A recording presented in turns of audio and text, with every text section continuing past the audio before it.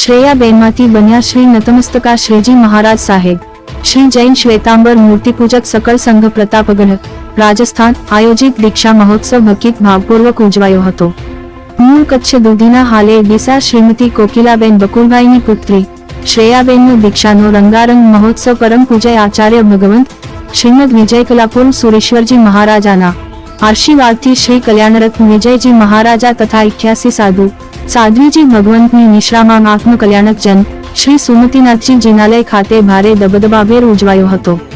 તારીખ 29 જાન્યુઆરીથી 31 જાન્યુઆરી સુધી ત્રિદિવસીય મહોત્સવમાં વરસીદારના વરઘોડો ભારે ઠાઠમાઠથી નીકળ્યો હતો. જેમાં સાઈટ ઢોલ, કળશ, બેન પાર્ટી, રાસ મંડળી, શણગારેલા રથક, ભગવાનનો રથક, નગારા વાદક આ વરઘોડો 3 કલાક સુધી પવિત્ર ભૂમિ પ્રતાપગઢમાં યોજાયો હતો. આ વરઘોડામાં હજારોની મેદનીમાં એક પણ ટુ વ્હીલર અડચણ પણ ન થયો હતો. પોલીસ પ્રશાસન કાયદો વ્યવસ્થાના ભાગરૂપે બંદોબસ્ત ગોઠવાયો હતો. વરસીદાન કરતા મુમુક્ષએ કપડાની વિવિધ આઇટમોમાં સાડી, ટુવાલ, તૈયાર કપડા, ચણિયા ચોળી સહિતના 3.5 લાખ રૂપિયાના તથા કિંમતી રકમની વરસીદાન થયું ત્યારે નગરજનોએ આ ઐતિહાસિક વરઘોડો જોવા માટે પોતાના પગને રૂકજાવના આદેશ આપ્યા હતા. આયોજકોએ જણાવ્યું હતું કે મહારાણા પ્રતાપની આ પવિત્ર ભૂમિનું નામ પ્રતાપગઢ રાખવામાં આવ્યું છે. મુખ્ય વિશેષતા એ છે કે આ તીર્થભૂમિમાં 19 શિખરબંધ જિનાલય તથા 23 દિગંબર જિનાલય તથા 25 ઉપાશ્રય આવેલા છે તથા જૈન સમાજની 4500ની વધારે સંખ્યા આવેલ છે. આ વરઘોડો નીકળ્યો ત્યારે બહોળી સંખ્યામાં મુમુક્ષનું અક્ષત તિલક, શ્રીફળ, સાલ ઓઢાડીને સન્માન કરવામાં આવ્યું હતું. વરઘોડામાં સહભાગી થયા હતા. પ્રતાપગઢ જૈન સંઘની એકતાની જેટલી અનુમોદના કરીએ એટલી ઓછી છે. મહારાજ સાહેબે પ્રવચનમાં જણાવ્યું હતું કે તમારી પાસે બંગલા, ગાડી, કરોડો રૂપિયા હોવા છતાં દુઃખી છો, જ્યારે અમારી પાસે કાંઈ જ ન હોવા છતાં અમે સુખી છીએ. ઈચ્છા ઓછી રાખો, આનંદમય જીવન જીવો. શ્રેયાબેન જ્યારે ભગવાન મહાવીરના ચરણોમાં પોતાનું જીવન સમર્પિત કર્યું છે. જીનશાસનના રંગે રંગાઈ ગયા સંસારને એક ઝાટકે લાત મારી સંયમ ચિત્રવનના માર્ગે સિંહ જેમ મક્કમતાથી આગળ વધી રહ્યા છે. મહારાજ સાહેબે વધુ જણાવ્યું હતું કે બદલાતી દુનિયામાં લોકોના પહેરવેશમાં મોટા ફેરફાર આવ્યા છે.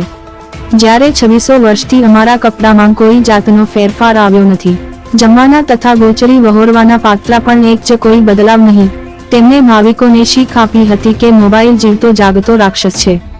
મોબાઈલથી તમારા પરિવારને સાચવો, નહીતર તમારી પાસે અફસોસ સિવાય કાંઈ બચશે નહીં. મહારાજ સાહેબે જણાવ્યું હતું કે આ વરસીદાનનો વરઘોડો નથી, આ વિશ્વયાત્રા છે. આ વિશ્વયાત્રામાં પ્રતાપગઢના જૈન બહેનોએ તમામ સાડી પહેરીને માથે ઓઢી હતી જે વરઘોડાનું આકર્ષણ હતું તથા વિવિધ દંપતીઓએ બ્રહ્મચર્ય વ્રતના પ્રતિજ્ઞા લીધી હતી. આ ટાંકણે જૈનોની કુળદેવી જીવદયા છે તે વિક્રમી રકમમાં જીવદયાનું ફંડ એકત્ર કરવામાં આવ્યું હતું. વિદાયના કાર્યક્રમમાં લાખો લોકો દીપકની જ્યોત જગાવી હતી. તે દૃશ્ય અદ્ભુત હતા. છેલ્લા 2 દિવસમાં પગંતમાં બેસાડીને 10,000 માણસોને જમાડવામાં આવ્યા હતા.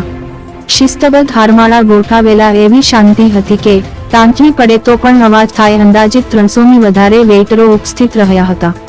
મુખ્ય વાત તો એ છે કે લાઇવ, માઇક, વિડીયોગ્રાફી, ફોટો વગેરે વિવિધ ઇલેક્ટ્રિક વપરાશ પર પહેલાથી પ્રતિબંધ હતો. એટલે તો ઐતિહાસિક દીક્ષા મહોત્સવ કહેવાય છે. વાત આટલેથી અટકતી નથી. પીવાનું પાણી કૂવામાંથી ખેંચીને પીરસવામાં આવ્યું હતું, જેમાં મોટરનો પણ ઉપયોગ નહીં. એવો દીક્ષા મહોત્સવ સંભવત પ્રથમ હશે જે સુવર્ણ અક્ષરે ઇતિહાસના પાને લખાશે. ઉપરાંત આ મહોત્સવમાં વિવિધ પૂજન, પ્રવચન, મહેદી રસમ, સંગીત સંધ્યા તથા ભવ્યથી ભવ્ય મુમુક્ષનો વિદાયના કાર્યક્રમમાં 5000 ભાવિકો ઉપસ્થિત રહ્યા હતા. સમગ્ર મહોત્સવનો લાભ કાંકરેચા મગનલાલ દામજી પરિવારે લીધો હતો. દીક્ષા મહોત્સવમાં આવેલ સગા સંબંધીઓને પુરુષને પૂજાની જોડી અને મહિલાઓને ચણિયા ચોળીની પ્રભાવના કરવામાં આવી હતી. આ મહોત્સવમાં દાતા પરિવારે દરિયાદિલ રાખ્યું હતું. આ ટાંકણે હિરેન કાંકરેચા, બકુલ કાંકરેચા, સચિન કાંકરેચા, કેતન કાંકરેચા, જયસુખ મહેતા, વર્ધી મહેતા, મહેન્દ્ર મહેતા, વિમલ મહેતા, પ્રવીણ પારેખ, જક્ષી મહેતા, અરવિંદ મહેતા, સુરેશ મહેતા, કનક વોરા, કેતન કાંકરેચા, પ્રભુલાલ મહેતા, સુરેશ કુમાર તથા સગા સંબંધીઓ કચ્છ મુંબઈથી બહોળી સંખ્યામાં ભાવિકો ઉપસ્થિત રહ્યા હતા. સમગ્ર કાર્યક્રમ રંગેચંગે ઉજવાય તે માટે છેલ્લા 15 દિવસથી લોડાઈના ભાવિક મહેતા, ભુજના જીતુભાઈ કાંકરેચાએ દિવસ રાત જોયા વગર ભારે જહેમત ઉઠાવી હતી અને આ મહોત્સવને 4 ચાંદ લગાડ્યા હતા.